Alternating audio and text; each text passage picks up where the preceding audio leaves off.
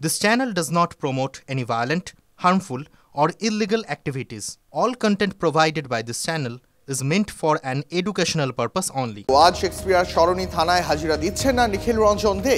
ব্যক্তিগত কারণ দেখিয়ে যেতে পারবেন না, যেমনটাই জানিয়েছেন বিজেপি বিধায়ক। 7 জানুয়ারির পর হাজিরা দেবেন বলেও জানিয়েছেন তিনি। এই মুহূর্তে জানি রাখি আরও একবার আপনাদের, আজ হাজিরা দিচ্ছেন না নিখিল রঞ্জন দে। শেক্সপিয়ার সরণি থানায় আজ হাজিরা তিনি দিচ্ছেন না, ব্যক্তিগত কারণে যেতে পারবেন না বলে জানিয়েছেন বিজেপি বিধায়ক। 7 জানুয়ারির পর তিনি হাজিরা দেবেন এমনটাই জানিয়েছেন তিনি। অভিষেক বন্দ্যোপাধ্যায়ের অফিসের নাম করে টাকা চেয়ে 2 পুরো চেয়ারম্যানকে ফোন করার অভিযোগ। কিড স্ট্রিটের এমএলএ হস্টেল থেকে গ্রেপ্তার করা হয় 3 জনকে। যে ঘর থেকে অভিযুক্তদের গ্রেপ্তার করা হয় সেটি বিজেপি বিধায়ক নিখিল রঞ্জন দে রেফারেন্সে ইমরান শেখ নামে এক ব্যক্তি বুক করেছিলেন, আর তাই নিখিল রঞ্জন দেকে ডেকে পাঠান পুলিশ অফিসাররা। কথা বলবো সৌভিকের সঙ্গে। সৌভিক, এখনো পর্যন্ত এই ঘটনায় আর কি জানা যাচ্ছে?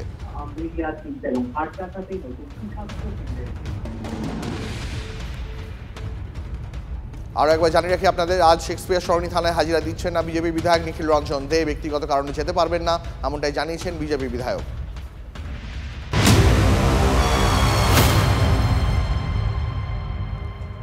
এবার পরে খবরে নজর রাখবো।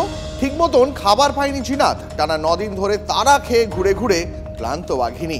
বাঁকুড়া থেকে গতকাল রাত 12:10 আলিপুর চিড়িয়াখানা পশু হাসপাতালে নিয়ে আসা হয়েছে জিনাতকে। ওড়িশা বন দপ্তরের সঙ্গে আলোচনা করেই চিকিৎসা চলছে বাঘিনীর। রাখা হয়েছে আলাদা কোয়ারেন্টাইন এনক্লোজারে। এর মধ্যেই 4 বার ঘুম পাড়ানি গুলি মারা হয়েছে। তার প্রভাব কতটা সেটা খতিয়ে দেখছেন চিকিৎসকরা। সুস্থ করে শিমলিপালে পাঠানো হবে জিনাতকে, তবে কবে ফিরবে জিনাত তা এখনো জানায়নি বন দফতর।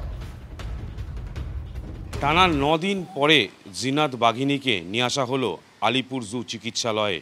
এই মুহূর্তে সে কোয়ারেন্টাইনে রয়েছে। এই জায়গায় হচ্ছে আলিপুর জুয়ের কোয়ারেন্টাইন, এবং শিমলিপাল জঙ্গল থেকে গতকাল রাত্রির 12:10 তাকে নিয়ে আসা হয়। এই মুহূর্তে স্বাভাবিক রয়েছে, তবে পুরোপুরি সুস্থ হওয়ার পরেই তাকে কিন্তু আবার উড়িষ্যা জঙ্গলে ছেড়ে দেওয়া হবে। ক্যামেরাম্যান অমিতের সঙ্গে সৌভিক সরকার, টিভি 9 বাংলা। বাঘ সুস্থ আছে।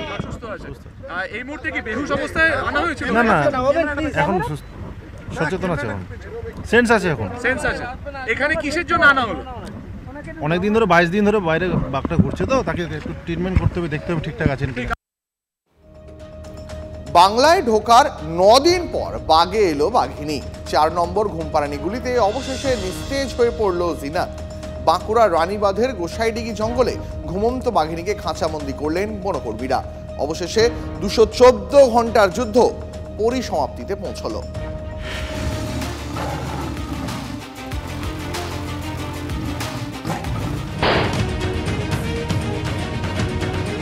অবশেষে বাঘবন্দি, শালের জঙ্গলে সেই ডোরাকাটা। বাঘে মানুষে নাটকীয় লুকোচুরির পর 9 দিনের মাথায় জালে জিনাত। তাকে ধরতে নামাতে হলো বুলডোজারও।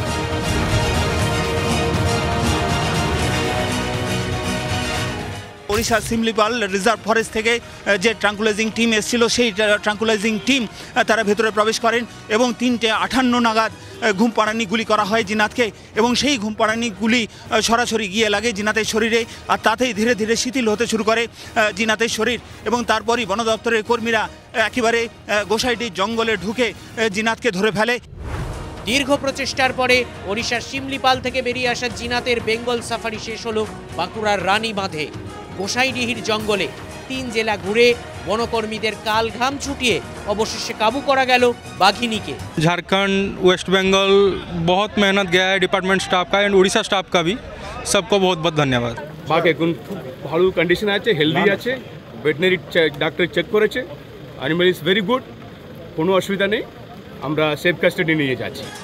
এক্স হ্যান্ডেলে বাঘবন্দি খেলার ভিডিও পোস্ট করে মুখ্যমন্ত্রী মমতা বন্দ্যোপাধ্যায় লেখেন, বাঘিনী জিনাতকে উদ্ধার কাজ সফল, বাংলার বনকর্মীদের আন্তরিক শুভেচ্ছা জানাই। জেলা প্রশাসন, পুলিশ, পঞ্চায়েত এবং সাধারণ মানুষের অকুণ্ঠ সমর্থন এবং সহযোগিতার জন্যই উল্লেখযোগ্য প্রচেষ্টায় এই প্রক্রিয়া সফল হয়েছে। বন্যপ্রাণ সংরক্ষণের প্রতি দায়বদ্ধতা এবং দলগত প্রচেষ্টার সফল নিদর্শন। এই রাজকীয় প্রাণীটিকে আপনারা শুধু রক্ষাই করেননি, আমাদের প্রাকৃতিক ঐতিহ্যকেও অটুট রেখেছেন। এই অভূতপূর্ব কর্মকাণ্ডের জন্য আপনাদের ধন্যবাদ। ভাগ্য ভালো বছরখানেক আগে পশ্চিম মেদিনীপুরের লালগড়ে বাঘের যে দশা হয়েছিল তা জিনাতের ক্ষেত্রে হয়নি। সফলভাবেই তাকে ধরে ব্যাঘ্র পুনর্বাসন কেন্দ্রে ফেরত পাঠাতে পেরেছেন বনকর্মীরা। গতকাল থেকেই বাঁকুড়ার যে রানীবাঁধ ব্লকের গোসাইডি জঙ্গল, সেই গোসাইডি জঙ্গলেই আস্তানা গেড়ে বসেছিল বাঘিনী জিনাত। এই মুহূর্তে দেখা যাচ্ছে যে বাঘিনী জিনাতকে কার্যত এনক্লোজার বন্দি করা হয়েছে এবং ওড়িশা সিমলিপাল টাইগার রিজার্ভের যারা কর্মী রয়েছেন তারা বাঘিনী জিনাতকে ঘুমপাড়ানি গুলিতে কাবু হওয়া বাঘিনী জিনাতকে তারা এনক্লোজারে বন্দি করেছেন এবং বন্দি করে তাকে বিশেষ একটি ভ্যান নিয়ে আসা হয়েছে। যে এ বাঘ যেহেতু খাঁচায় করে একবার তারোবাদ থেকে শিমলিপাল এসে পৌঁছেছে, তার খাঁচা জিনিসটা কি, খাঁচা কতটা তার কাছে ভয়াবহ বা একটা জিনিস বা একটা বদ্ধ জিনিস, সেই অভিজ্ঞতাটা তার ছিল। সেই কারণেই সে যখনই খাঁচা দেখেছে খাঁচাকে অ্যাভয়েড করে গেছে। উড়িষ্যার বন দপ্তরের ভয়ানক গাফিলতি এর আগেও দেখা গেছে। ওদের সাতকোশিয়াতে দুটি টাইগার নিয়ে একটিকে মেরে ফেলেছিল, একটিকে ফেরত নিয়ে যায় বান্ধবগড়। এখানেও দেখা গেছে একটা কলার টাইগার, সে এতটা পথ চলে এলো, তারপর তাদের হুঁশ ফিরল, যার রেগুলার মনিটরিং করতে হয়। ট্র্যাঙ্কুলাইজড হওয়ার পরে জিনাত আপাতত নিস্তেজ, তবে দ্রুত তাকে অ্যান্টিডোট দিয়ে ফিরিয়ে আনা হবে আগের অবস্থায়। It is a very natural process for any wild animal. ওরা অনেক সময় কোনো না কোনো কারণে তারা কিন্তু তার নিজের হ্যাবিটেট থেকে they look for a second habitat.